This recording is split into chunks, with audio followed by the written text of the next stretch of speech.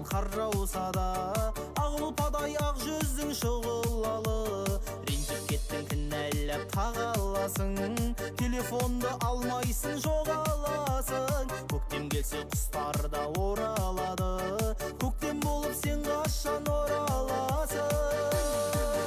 Мынау Асылбек Қуанышқалиев деген жас ақынның бүгін тамаша жыр кеші өтті. Кездесу кеші өте әсерлі болды.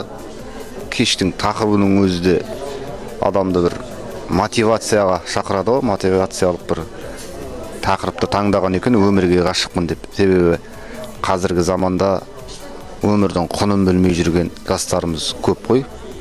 Өзінің бақытын барын бағаламай жүрген.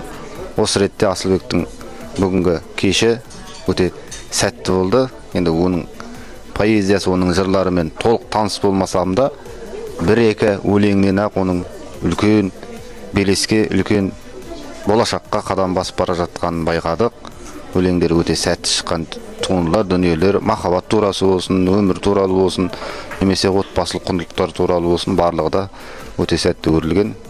Бүгінгі кешенді жастар, көрермендер, оқырмандар, студенттер жиналды.